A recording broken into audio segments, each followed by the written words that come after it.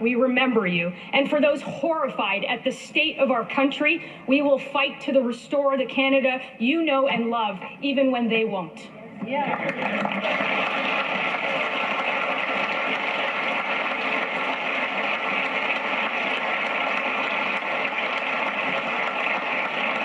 The honourable member from Mississauga, Erin Mills.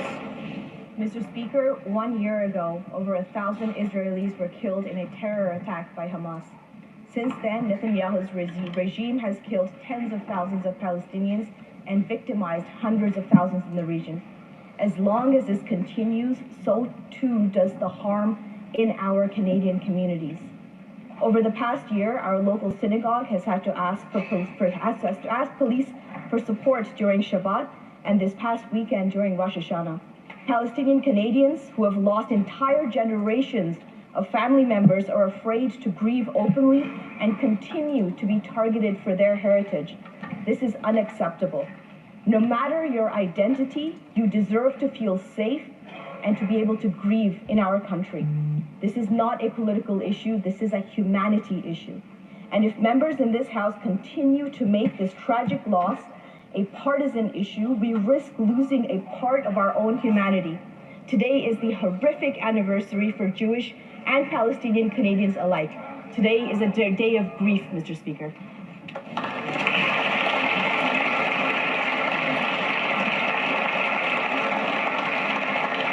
Oral questions. Questions orales. Il y en a chef de l'opposition. Well, Mr. Speaker, we know that this Prime Minister isn't worth the cost, the crime, or the corruption. The Liberals have paralyzed this Parliament by refusing to respect your judgment, to produce the documents and give them to the RCMP. This is a $400 million scandal. Liberal-appointed executives gave money to their own businesses. 186 conflicts of interest, according to the Auditor General. Will the Liberals respect your judgment and give the evidence to the RCMP so we can get back to work? The Honourable Government House Leader. Mr. Speaker, what the Leader of the Opposition is saying is not true. This matter has been referred to the committee for further study. Will the Conservatives decide to follow that example? The NDP Liberals are not worth the cost, the crime, or the corruption.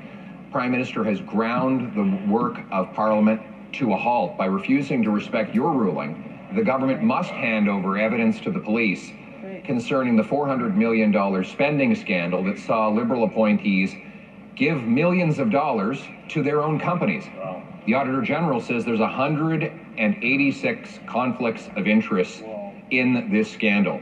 Will the Prime Minister end the cover-up, respect your ruling, give the police the information so that we can have accountability and get back to work? Yeah. The Honourable Leader of the House in the House of Commons. Thank you, Mr. Speaker. Well, it's demonstrably false what the Leader of the Opposition is saying, because your ruling was to send this matter to the House and Procedure Affairs Committee for more study. And so, in fact, it is only the Conservatives that are now obstructing their own obstruction, because they don't want this to go to committee, because it would demonstrate that they are trying to upend charter rights and override police independence. Thank you, Mr. Speaker. The Honourable Leader of the Opposition. Mr. Speaker, the Parliament can get back to work this minute if the government will just hand over the evidence to the police about this $400 million Liberal spending scandal.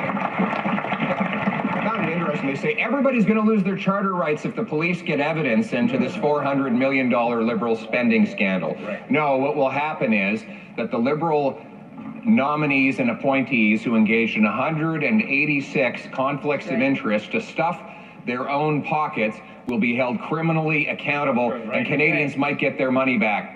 Why won't they hand over the evidence, respect your ruling, so we can get back to work around here? The Honourable Leader of the Government in the House of Commons.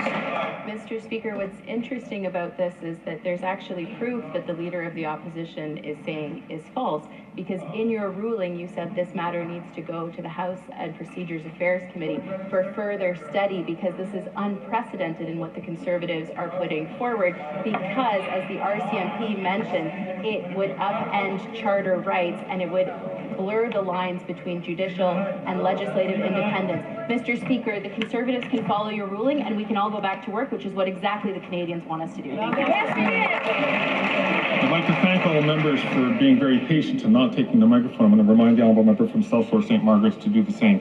The honourable leader of the opposition. A year ago today, a sadistic and genocidal death cult, Hamas, carried out the biggest attack on Jews since the Holocaust and has 100 more hostages. Bring them home. Here at home, though, our Jewish friends and neighbors have been doubly victimized as anti-Semitic mobs take to the streets shouting, "From Palestine to Lebanon, Israel will soon be gone. There's only one solution: intifada, revolution." Will the government clearly and unequivocally condemn these genocidal chants from hateful mobs on our streets?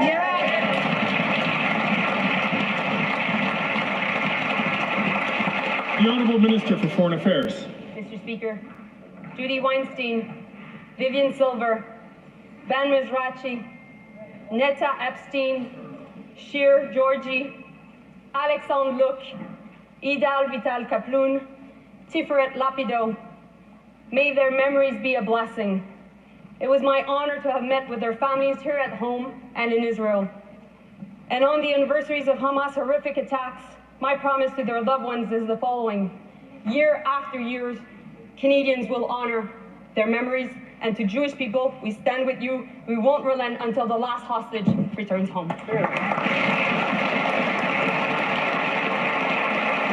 The Honourable Leader of the Opposition. She does relent every single day, just like her leader. I asked a very simple question.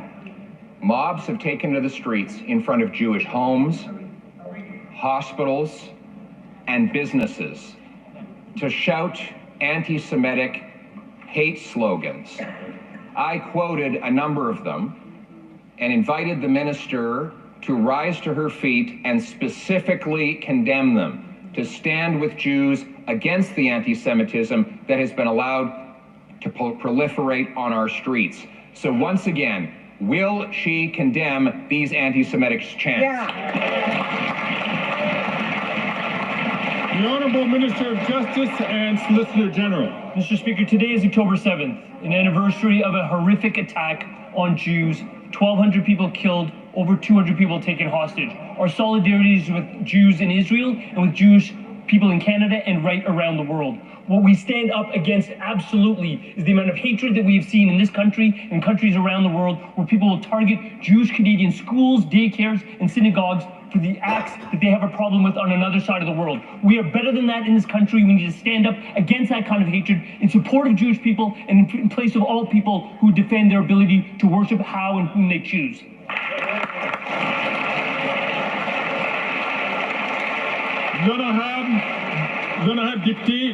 The Honourable Member for La Prairie. Mr. Speaker, seniors came here to the Hill last week to ask for old age security to be increased by 10%. According to a poll, 79% of people agree with that. 79%.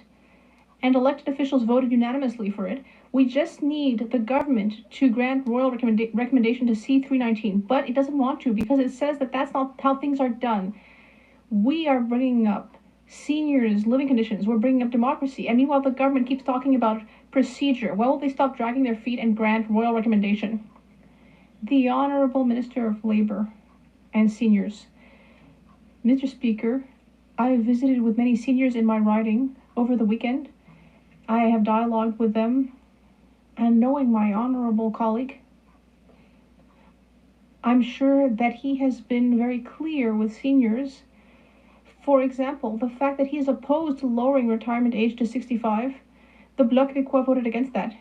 When we increased the guaranteed income supplement, the Bloc voted against, and when we brought in dental care for thousands of seniors in Quebec, the Bloc Québécois voted against that. The member for La Prairie. Mr. Speaker, seniors are mobilizing to increase their pensions. 79% of people agree. All parties voted for it at committee, and yet the Liberals just keep talking to us about procedural problems. And the same thing applies to the issue of supply management. Farmers want C-282. All of the parties voted for it, but it's stuck in the Senate, and once again, the Liberals are refusing to do anything. In both cases, the Liberals are talking to us about procedural problems, but it's the real problem that the Liberals just don't care. Culture, Niagara Food. Thank you very much, Mr. Speaker. My honourable colleague is well aware that it was our party that initiated the supply management program. It's our party that supported the supply management program through its history. It's a very successful program, and we supported 282, and we urge the other place to move on this legislation. Thank you, Mr. Speaker. Good job. Then I have Deputy New Westminster. The Honourable Member for New Westminster Burnaby. Mr. Speaker, the right to housing is critical, but the housing crisis has only gotten worse since the Liberals came to power. The Liberals and the Conservatives before them sold more than 1 million affordable housing units to rich developers so that they could get rich at the expense of families. The Liberals let rents double. Meanwhile, the Conservatives helped their real estate donors get rich. Both of these parties provoked the housing crisis. Why do they want families to pay the price for what they've done? The Honourable Minister of Public Services and Procurement. Thank you, Mr. Speaker. Our colleague is right to oppose the Conservatives. When the leader of the opposition was Minister for Housing for the entire country, he only managed to build 6 affordable housing units. But my NDP colleague is also right to say that the Conservative leader is cynical. He's saying that helping seniors who live in low-income housing or co-ops would be encouraging a Soviet lifestyle. The housing crisis in Indigenous communities continues to be a stain on this government's record. Over 300,000 Indigenous people continue to live in unsuitable housing. The Liberals promised to build homes for First Nations, Inuit, and Métis communities and broke it. To make matters worse, Indigenous people are still reeling from the Conservatives' cuts to housing until this day. Liberals break promises, Conservatives gut and cut, Indigenous people pay the price. When will this government finally act to build the homes Indigenous people desperately need? The Honourable Minister for Public Services. Thank you, Mr. Speaker. Our colleague is entirely right. That's why we have been building thousands and tens of thousands of homes for Indigenous Canadians and other Canadians in the last 9 years. Now, if we had built on the record of the Conservative leader with 6 affordable apartments in his entire mandate, we would be a long way from what is needed for Indigenous Canadians in 2024. In addition to that, as I said in French, the Conservative leader doesn't want to support seniors and Indigenous Canadians when they live in low-rent housing because he believes it encourages a sort of Soviet-style housing conditions. Then I have Chef de l'Opposition. I gave the Foreign Affairs Minister 2 opportunities to condemn the increasingly common and terrifying anti-Semitic chants we hear in the streets. Israel will soon be gone. There is only one solution, Intifada, revolution. Twice she refused to condemn those remarks. She continues to pander to Hamas supporters in the Liberal Party as part of her leadership campaign rather than doing her job. So I'll give her another chance. Will she publicly support Israel's right to retaliate against the tyrants of Tehran and the terrorists in Hezbollah and Hamas to protect itself? Yes or no? Yeah.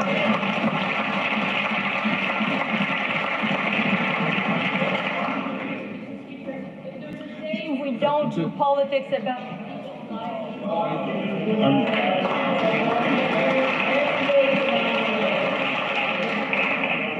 I just want to encourage all members to ensure consistent with rulings in the past, and I will come back to this near the end of question period, but just to caution all members to please be judicious in their words. The Honourable Minister for Foreign Affairs. Mr. Speaker, if there's a day where we don't do politics about people's lives being taken or people being killed, it's today.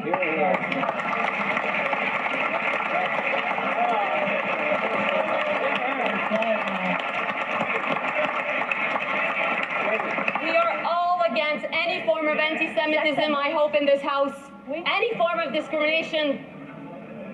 And I really hope that my colleague in front will apologize. Right on. Right on.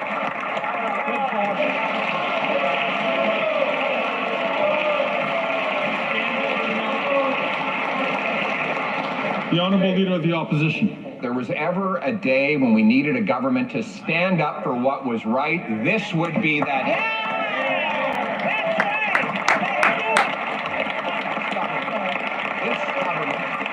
Has sought to divide Canadians by saying one thing to one group and precisely the opposite to another group. And here in this House, remaining radio silent on condemning anti-Semitic chants and on supporting Israel's right to truly defend itself by retaliating against the terrorists and tyrants. Why won't she do the right thing and stand beside the Jewish people today?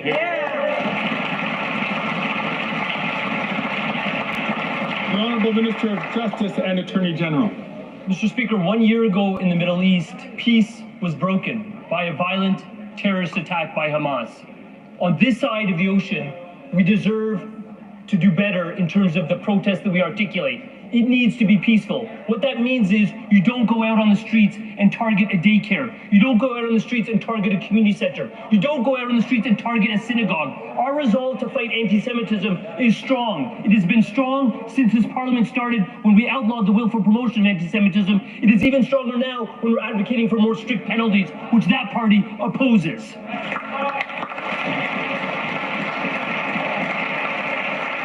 The Honourable Member for Leeds, Grenville, Thousand Islands and Rideau Lakes. Speaker, it was you who ruled that this NDP Liberal government obstructed a lawful order of this House by not turning over the evidence in the $400 million corruption scandal. It has this Parliament paralyzed and unable to deal with the misery and chaos that's been created after 9 years of this NDP Liberal government. And taxes are up, costs are up, crime is up, and time is up for the cover-up of this latest corruption scandal. So will they simply provide the evidence to the police so that this House can get back to its work of holding them accountable? The Honourable Leader of the Government in the House of Commons. Thank you, Mr. Speaker. Well, that member is again false in his statements, because what you clearly ruled was that this matter should be sent to committee for further study, because it is the first time in this Parliament's history that it is taking its extraordinary powers and abusing them in such an egregious way. The issue with which the honourable member is discussing has been dealt with by this government, but it's up to the Conservatives to stop obstructing their own obstruction so that we can all get back to the important work of governing for Canadians. Thank you, Mr. Speaker. The Honourable Member from Leeds, Grenville, Thousand Islands and Rideau Lakes. Only a Liberal would get up in this place and say that the majority of members in this House who were democratically elected, exercising powers that are legally bestowed upon this Parliament, are somehow infringing upon this government's constitutional right to not be investigated by the RCMP for their own corruption. It's absolutely unbelievable. Over 186 conflicts of interest, $400 million lining the pockets of well-connected Liberal insiders, while Canadians are lined up at food banks in record numbers. So we want to know if this government's expecting the NDP to bail them out and stop us from holding them to account. The Honourable Minister of Justice and Attorney General. Mr. Speaker, let's be clear about two things. In terms of a criminal prosecution, the way it normally unfolds is the police seek a search warrant from a judge. The judge evaluates the Charter of Rights and Freedoms and the charter interest that it's taking getting those documents, something of which that party cares not. Secondly, Mr. Speaker, we also have this fundamental premise. It's called police independence. We safeguard it in Canada. You know who doesn't safeguard it? Authoritarian regimes. I guess the leader of the opposition and his minions are sharing their blatant observation and favoritism towards authoritarian tactics in this House.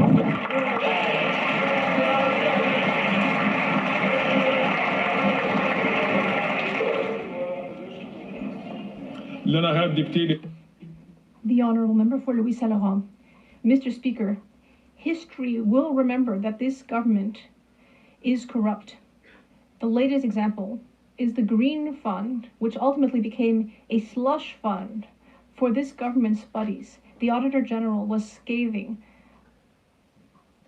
The leaders of the fund gave money to their own companies 186 times. That is corruption that deserves a police investigation. My question is very clear. When will the Liberals comply with your ruling to give the documents to the police so they can do their work? The Honourable Minister of Innovation. Mr. Speaker, I have a great deal of respect for my colleague, for Louis Saint-Laurent, but only the Conservatives could manage to filibuster their own motion. I've never seen anything like it. Mr. Speaker, we said that we would take decisive action, and that's what we've done. We got to the bottom of things. There have been 4 independent reports. The CEO has stepped down. The board stepped down. The fund is now under the National Research Council. We believe that we have taken the right measures to ensure good governance of that program. The Honourable Member. Mr. Speaker, I also respect the Minister, but the problem is that the AG herself said that the Minister did not do his work properly and was not paying enough attention to what was happening within the fund. And we know that people here at the table are saying that the RCMP does not have all the documents. The only way to ensure that the RCMP can properly do its work is to ensure that the Liberals actually provide all of the documents. When will the Minister finally stand up and do his duty? The Honourable Minister of Innovation. Mr. Speaker, again, I have a great deal of respect for my colleague, but there have been 4 independent reports. Not 1, 4. 4 independent reports were produced. And the RCMP Commissioner has said in an open letter that the RCMP had access to all the documents. So in the interest of Canadians and democracy, in the interest of our work here in the House, we are asking the Conservatives to stop filibustering their own motion and to work hard in the interest of all Canadians. The Honourable Member for Berthier-Masquinongé.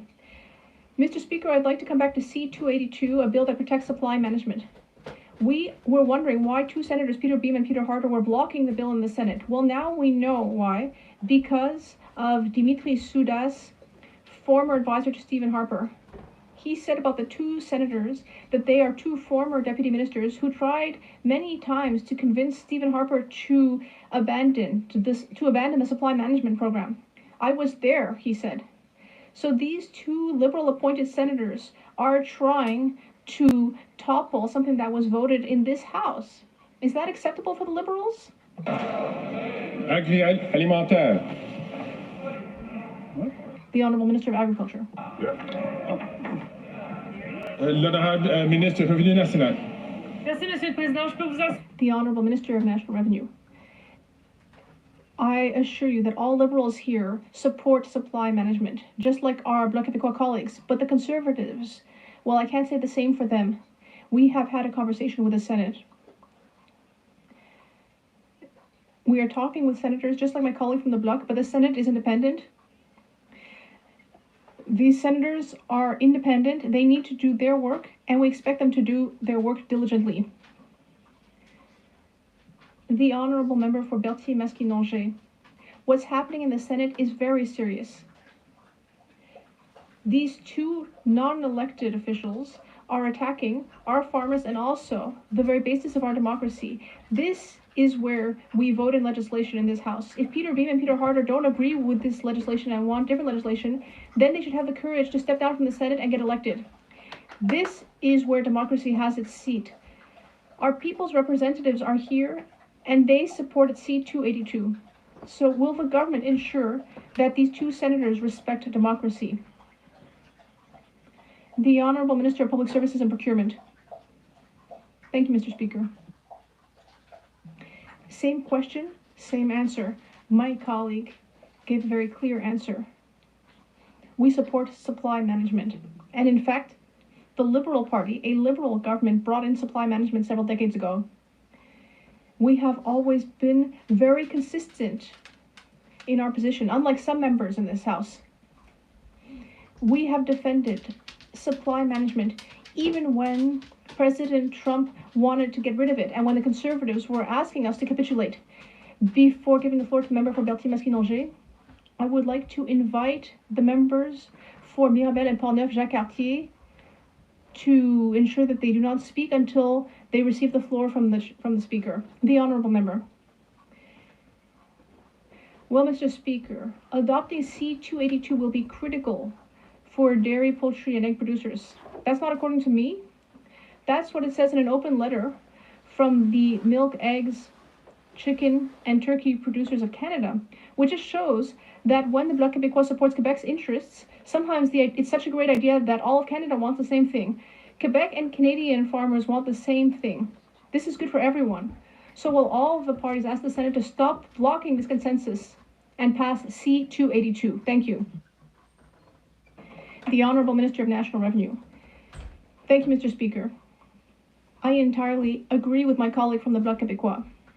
We support the supply management system. We want to ensure that it continues. It's very important for land use in Canada.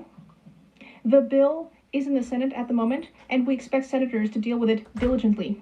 The honourable member from Kamloops, Thompson, Caribou. Mr. Speaker, after 9 years, the NDP Liberals aren't worth the cost, crime, or corruption. You, Mr. Speaker, ruled that this NDP Liberal government must hand over documents relating to what the Auditor General found was a $400 million fraud with 186 conflicts of interest. This is at a time when Canadians are having trouble heating, eating, and housing themselves.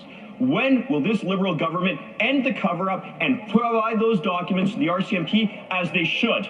The Honourable Minister of Justice and Attorney General. I'm going to appeal to that member as a former Crown prosecutor. He knows something about the independence of our institutions. When the police take action, they do so without political direction or manipulation. The police make decisions. They then go to a court and ask for a search warrant. It is judicially authorized because it has charter protections. That's something that that member used to be familiar with. I just wish he would educate some of his colleagues about the importance of these safeguards and why they exist in democracies. The Honourable Member from Kamloops, Thompson, Caribou. Mr. Speaker, listening to the Attorney General, you would almost think that the Liberals believe they have a charter right to line the pockets of Liberal insiders. This is at a time when Canadians are lining up at food banks, when people cannot afford their mortgages, they cannot find a house, and yet Liberals line pockets of Liberal insiders. This is so on brand for Liberals. It's like they're entitled to their entitlements. Mr. Speaker, when will this Liberal government end the entitlement for Liberal insiders, hand over the documents unredacted so that Canadians and police can know the truth? The Honourable Minister of Justice and Attorney General. Mr. Speaker, there's a qualitative difference between providing documents for the purposes of Parliament and providing documents for the purposes of prosecution. The second you cross that line, you need to impose the protections that the Charter provides. That's what that document represents. Most Canadians get behind that document, save for my Conservative colleagues. The reason why the safeguards are important is because they protect things like privacy, your freedom from unreasonable search and seizure. Again, fundamental precepts that that member knows full well because he used to practice in this area. I just wish he could educate his colleagues about why we need to safeguard important charter rights.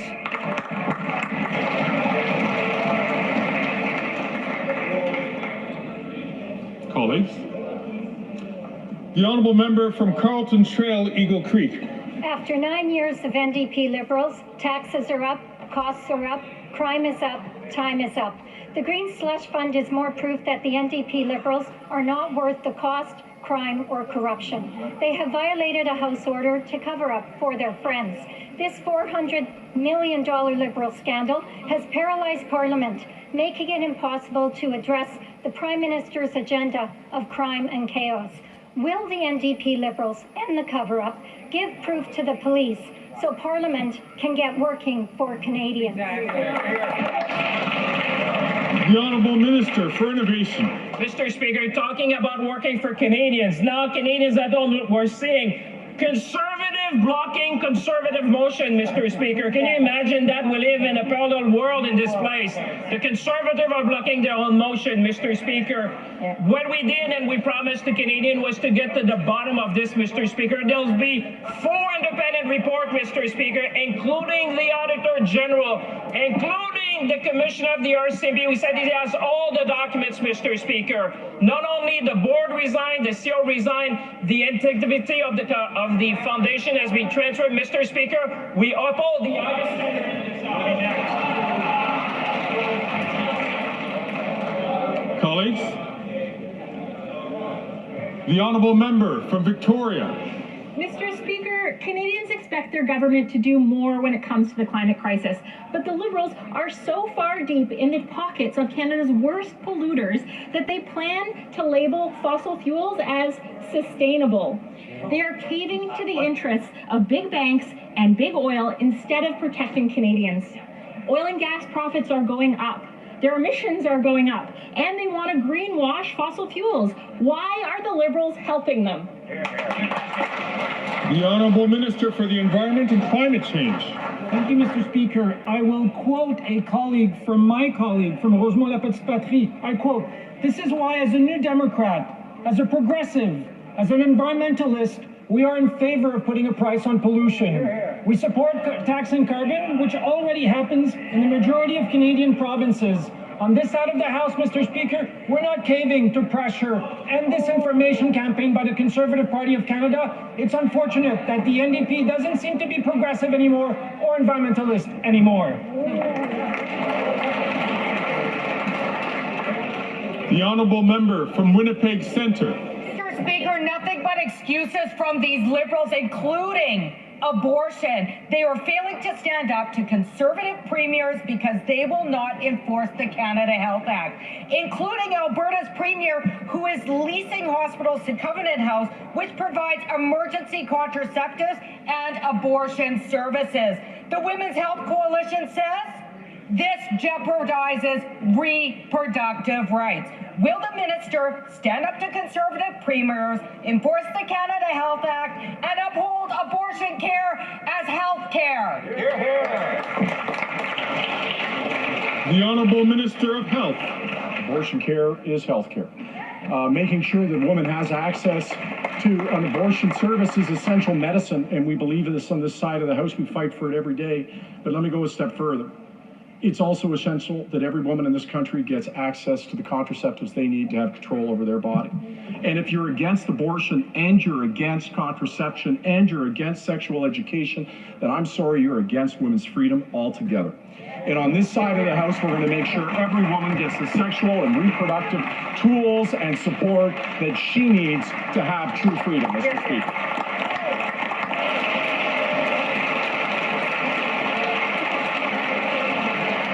The honourable member from Kitchener South Hespeler.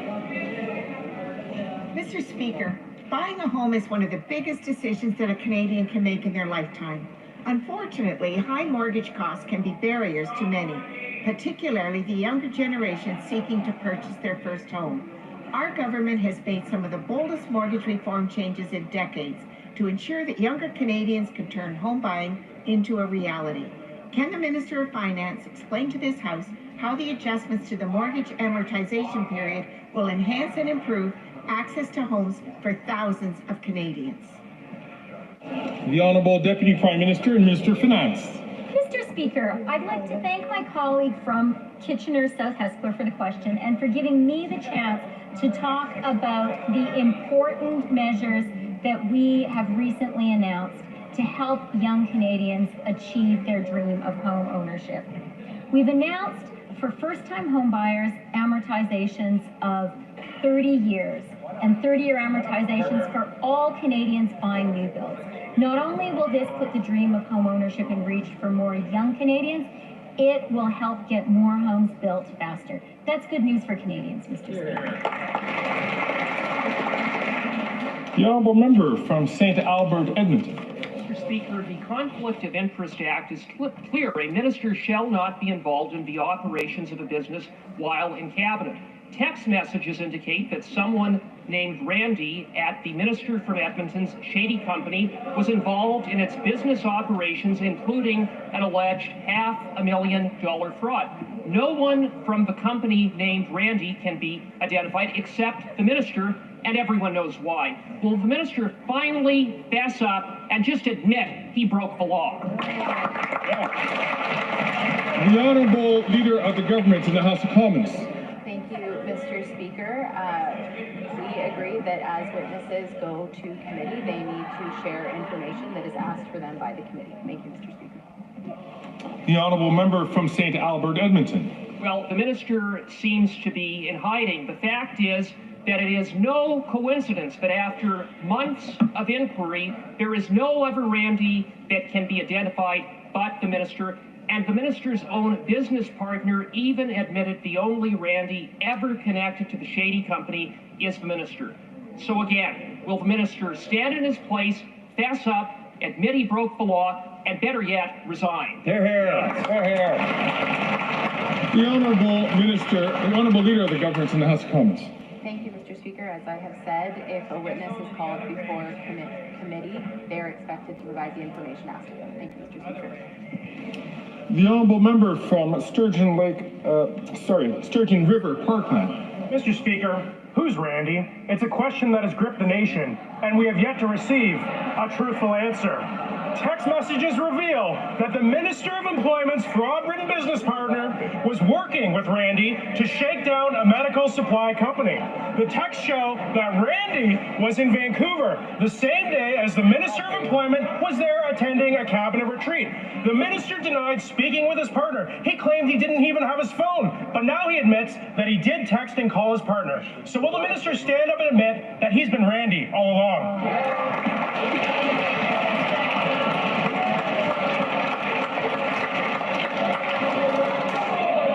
Colleagues,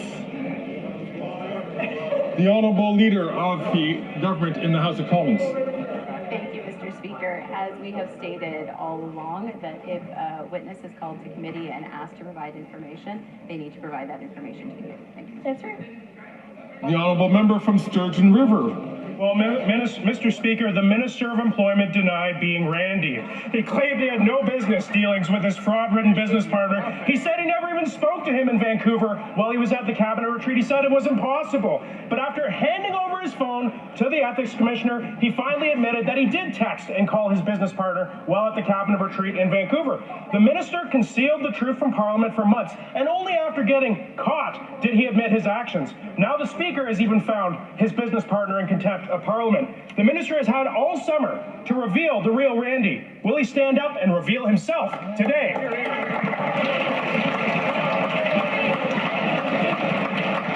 The honourable leader of the government in the House of Commons. Thank you, Mr. Speaker. As I have said and reiterate, that as a witness is called to committee and if they are asked to provide information to that committee, we expect they provide that information. Thank you. That's right. Very. L'honorable député de Mirabel. The honourable member for Mirabel. Mr. Speaker, whistleblowers who have courage to report wrongdoing in the federal government have to wait 3 years, not for an investigation to be concluded, but for one to even be started. Imagine just how reluctant this makes people to blow the whistle. And imagine how this affects the public's confidence at a time when the federal government is knee-deep in scandals like ArriveCan and SDTC. The Public Sector Integrity Commissioner is asking for the resources that she needs to process whistleblowing in a timely manner. Will the government immediately give the commissioner these resources? The Honourable President, The Honourable President of the Treasury Board. Mr. Speaker, my office is working with the Commissioner's office to address funding concerns and resource concerns. Protecting whistleblowers is absolutely a priority, a top priority for our government. We have brought about many improvements to the process. So, Mr. Speaker, whistleblowers play a critical role in our democracy, and we are here to support them. The Honourable Member for Mirabel.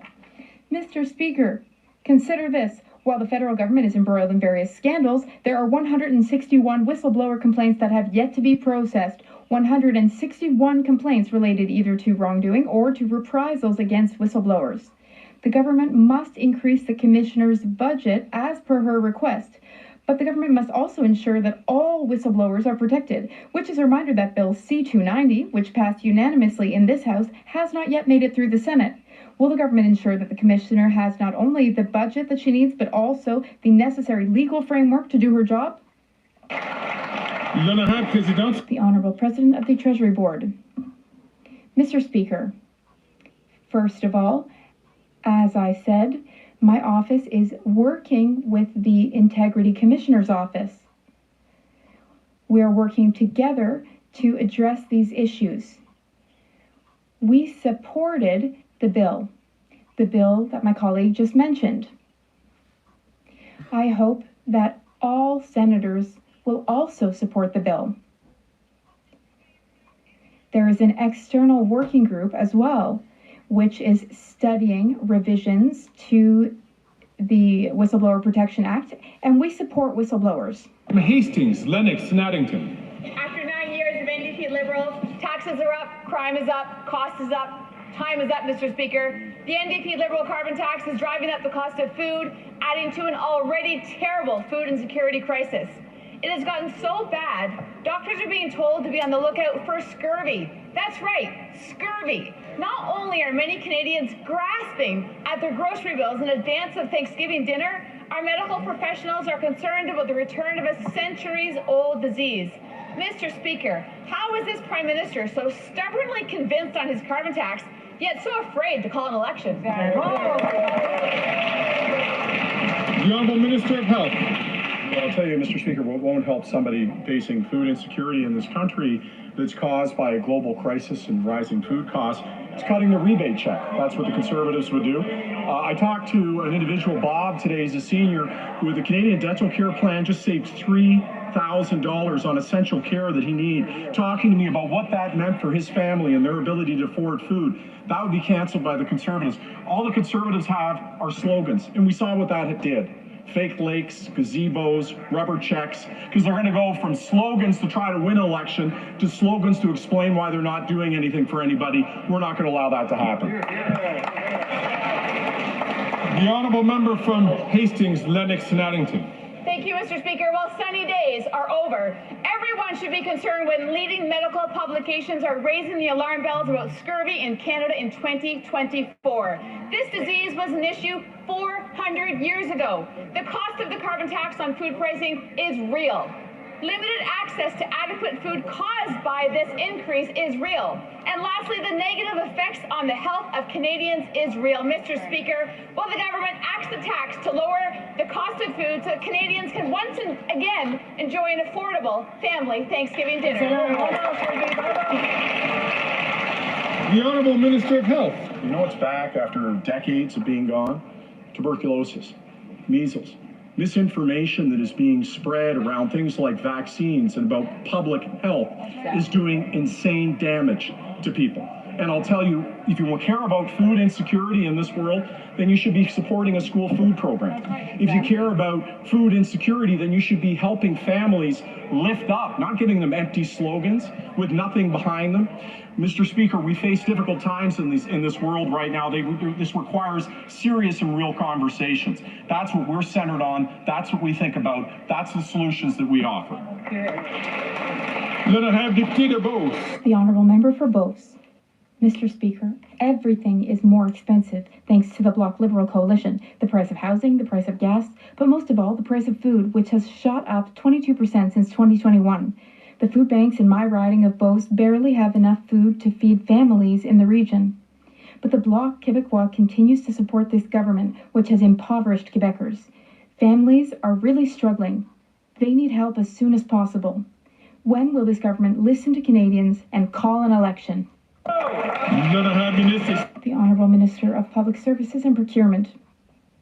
Thank you, Mr. Speaker. I have great respect for my colleague. My colleague is talking about Canadians and Quebecers who are struggling, but the Conservative leader's solution would be to penalize them, to harm them by cutting benefits that they need.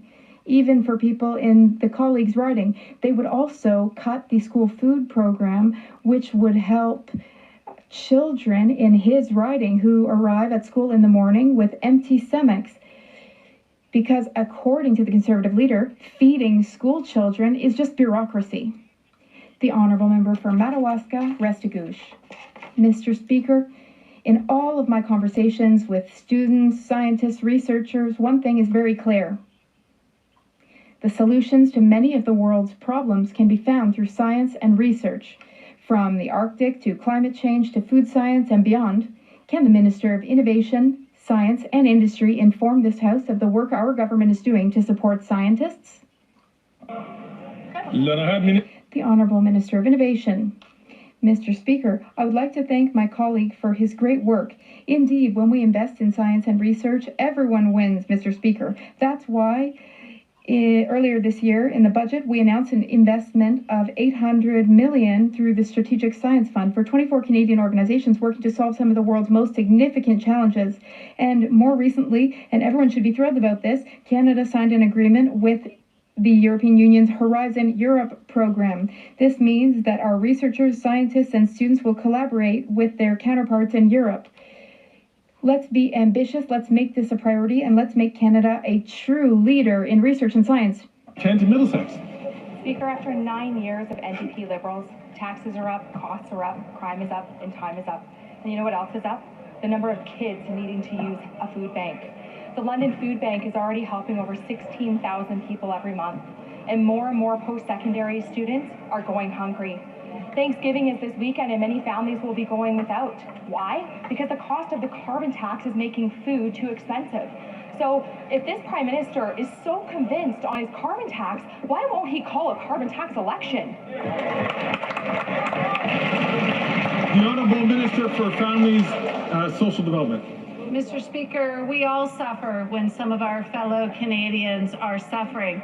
And we've made some historic investments, Mr. Speaker, including in 2016 when we brought in the Canada Child Benefit, which is providing support to over 4.3 million families each and every month, Mr. Speaker, an allowance that goes in their bank account every month to help with those basics, Mr. Speaker.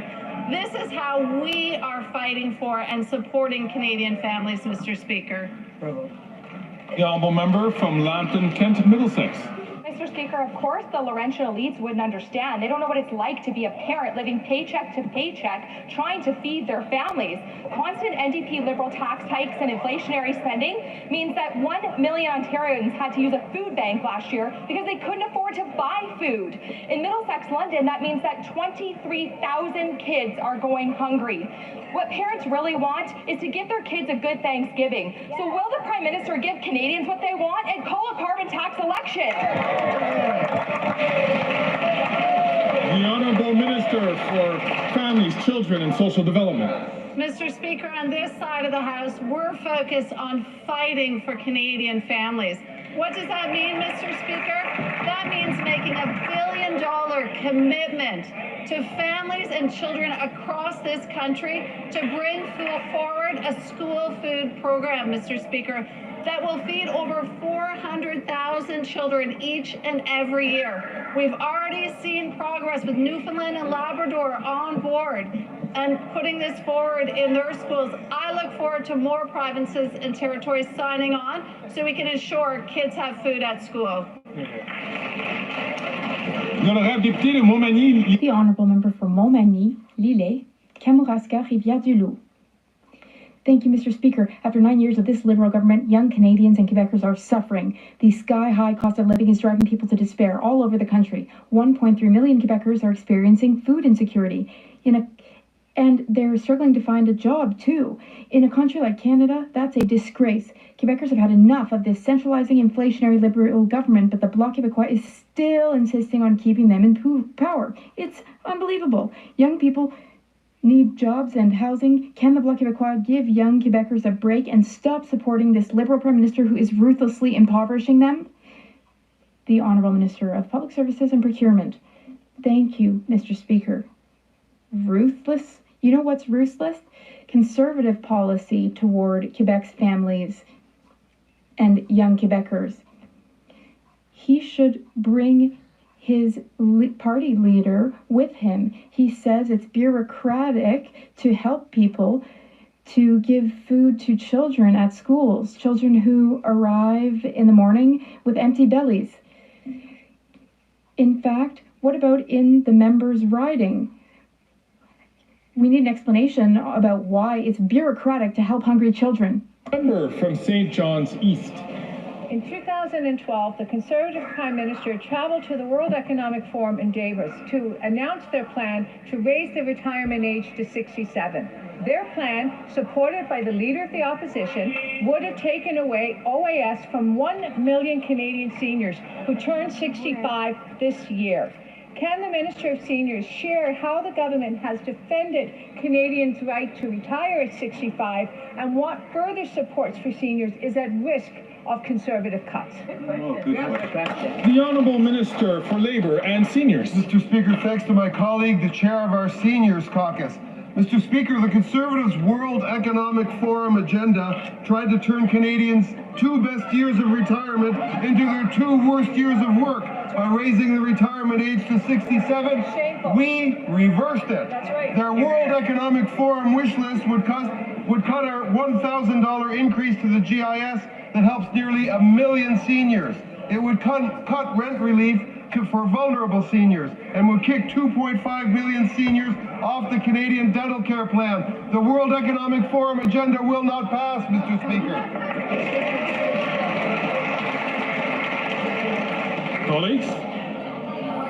Colleagues, even your colleagues don't believe you. the Honourable Member from Courtenay, Albernia. Mr. Speaker, for 3 years, the Liberals have allowed a company in Union Bay to break apart a massive ship in the high tide zone without being in a self-contained floating dry dock. This is despite objections of the province, local communities, and First Nations. Nowhere in the world would this unregulated chaos be allowed to take place.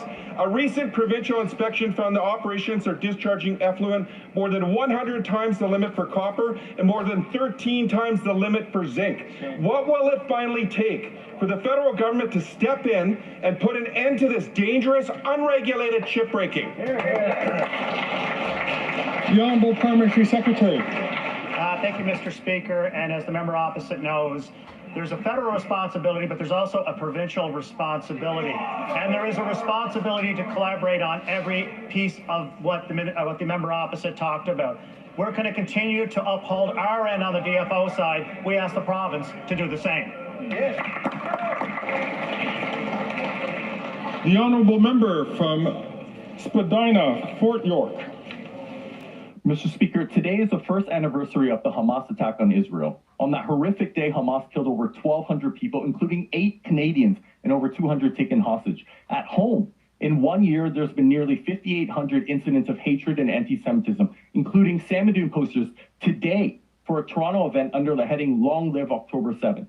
Mr. Speaker, the government's pathetic condemnation of Hamas with no action on domestic pro-Hamas supporters does nothing to end violence and intimidation.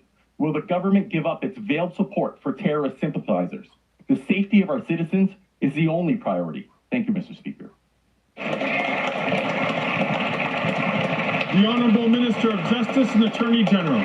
I'll agree with one thing that independent member just said. The safety of our citizens is the only priority. That's why we have a national action plan to combat hatred. That's why we have a bill on the legislature floor right now, Bill C-63, that would target online radicalization that leads to anti-Semitism. How does somebody get to the point where they're targeting a Jewish day school, a Jewish daycare, or a Jewish synagogue? Because they are radicalized online. That same bill has augmentation of penalties for willful promotion of anti-Semitism, public incitement of hatred, and advocating genocide. That's a bill that not every party in this chamber supports, and that's what we need to get behind.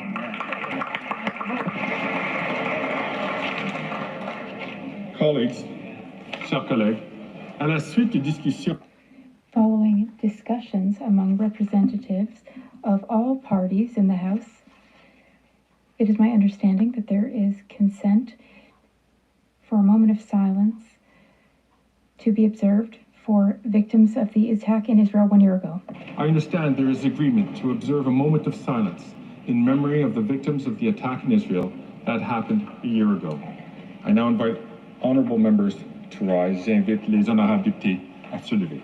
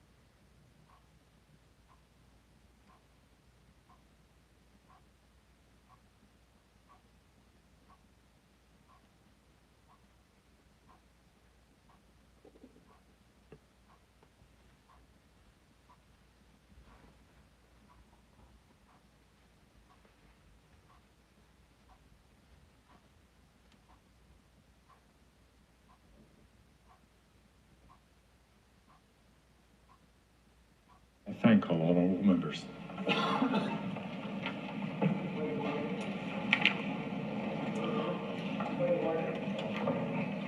Colleagues, before I get to points of order. Just points of order, everybody. Please like and subscribe. Have a great day.